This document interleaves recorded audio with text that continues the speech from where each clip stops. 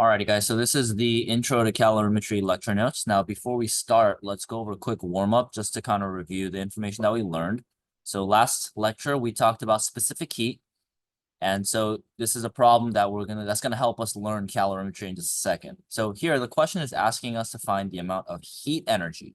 Now, if you guys remember, heat energy is symbolized by the variable Q. So in this problem, we are looking for Q. That's what heat energy is. And we're trying to raise the temperature of a 100-gram piece of lithium metal. Now, we learned before that anything that's measured in grams is going to be mass. So the M, the mass, is 100 grams. And we are raising the temperature from 12 degrees Celsius to 15 degrees Celsius. So our starting temperature is 12 degrees. That's going to be Ti.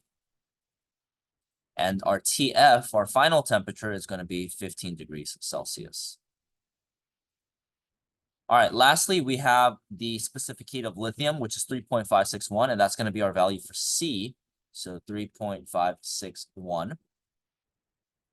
All right, and so what we're going to do is we're going to plug in our variables into one of these two equations. Now, since we have Ti and Tf, we're obviously not using the delta T equation, so we're going to be using this one right here.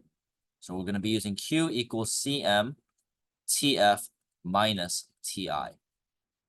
So let's plug in our values. We're looking for Q, so we keep that the same. Our C value is 3.561. Our value for mass is 100.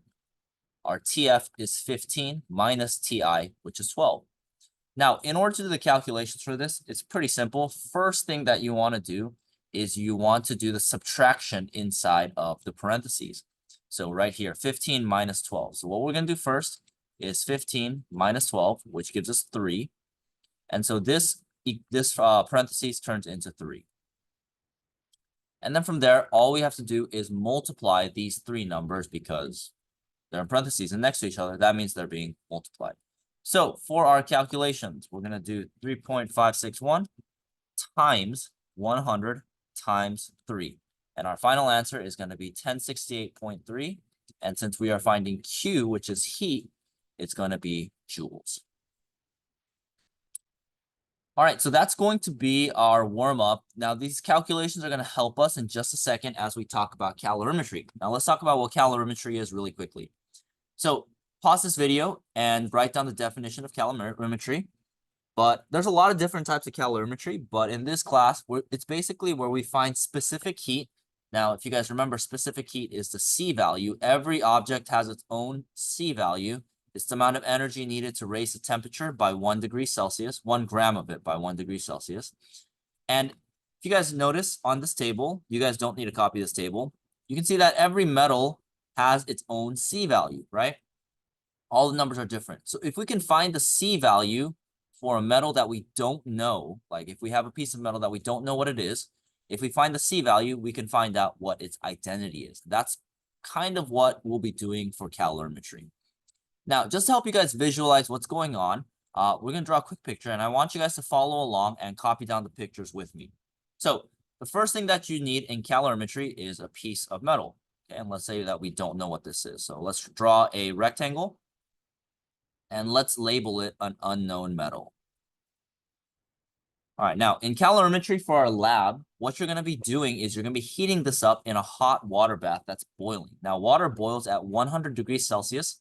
So the Ti of this metal is going to equal 100 degrees Celsius. Because if you put a piece of metal in boiling water for enough time, it's going to get to the temperature of the boiling water, which is 100 degrees Celsius. Now, next thing I want you to draw, and this is the next component of calorimetry, is this container, and this is called a calorimeter. And this calorimeter is going to contain water. And as we know, water has a specific heat of 4.184. Now, what we do in calorimetry is we basically take this hot metal and we put it inside of the water. Now, this is very hot metal. It's 100 degrees Celsius. So hopefully you guys can tell that if you put a piece of hot metal inside of just regular water, the metal is going to release temperature into the water. Now, if it does that, the temperature of the metal is going to go down, right?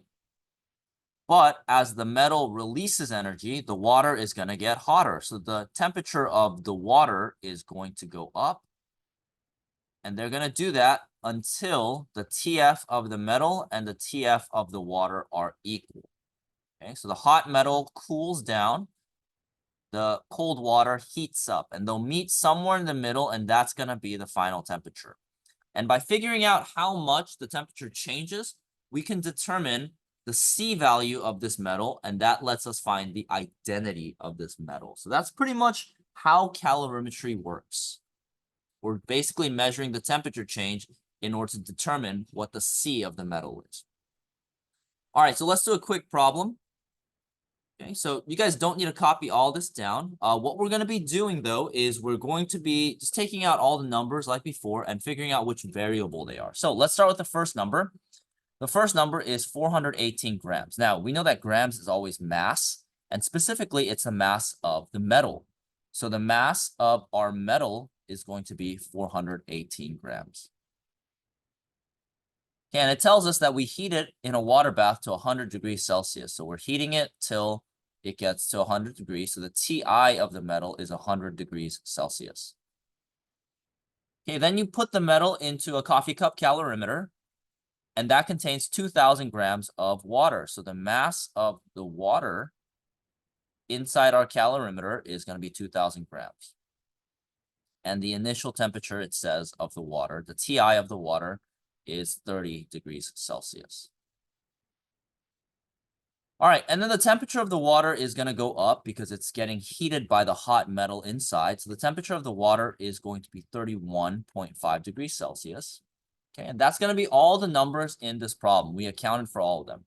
Now, before we start, remember how I said that the final temperature of the metal is going to equal to the final temperature of the water?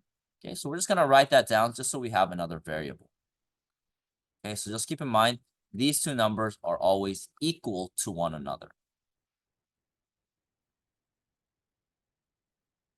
All right, now we are ready to do our calculations. Okay, so I'm going to cover this up real quick. So what we're going to do is we're going to run an equation, and we're going to use this table to figure out the specific heat, the C of the metal, and that's going to allow us to find out what substance it is. So first thing we're going to do is I'm going to teach you guys a new equation. So the first equation I'm going to show you guys is this. The heat of the metal is going to be negative because the metal is losing energy, right? So it's going to be negative. But the amount of energy that the metal loses is going to be equal to the amount of energy the water gains. Because remember how we have the metal, it's giving off energy. Well, if it's giving off a certain amount of energy, that energy will be absorbed by the water. And so that's why these two are equal to one another. Now, if you guys remember from the warm-up, the amount of heat energy is equal to Cm Tf minus Ti. Well, if you guys notice, there's a Q, so we can replace these Q's with the backside, the right side of the equal sign. So instead of Q metal, we're going to write negative C of the metal, M of the metal, Tf minus Ti of the metal. And that is going to be equal to the C of the water, M of the water, Tf minus Ti of the water. So this left side is all going to be about the metal, and this right side is all going to be about the water. Now, we're trying to find the identity of the metal. So we are looking for the C value, the specific heat of the metal. So we're just going to bring that down in our equation because that's what we're looking for. And then let's go through our numbers. It tells us the mass of our metal is 418 grams. The TF of the the metal is 31.5 minus the TF of, or the Ti of the water, the metal is 100 degrees, sorry. So the C value is what we're looking for. The mass of the metal is 418. The final temperature of the metal is 31.5. And the initial temperature of the metal is 100. We get it from right here. It's these numbers that we wrote down earlier. All right, that is equal to the C of the water. Well, we know that water is always going to have a C of 4.184. So we're going to write 4.184. The mass of the water is 2,000. The final temperature of the water is 31.5 minus the initial, which is 30. So we get our numbers from right here. All right, and then from there, it's just basic algebra. What we're doing is we're trying to find this C value right here. So what we're going to do is we're going to pull out our calculator, and we're going to do very similar math to what we did earlier during the warm-up. So the first thing that you want to do is you want to do your subtraction in the parentheses, just like the warm-up. So we're going to do this part right here. 31.5 minus 100. 31.5 minus 100 is going to be 68.5. So this parentheses turns into negative 68.5. And then we still keep these numbers right here. That's going to be equal to the right side, and we have to do the subtraction inside of the parentheses again. So we're going to do 31.5 minus 30, just to show you guys.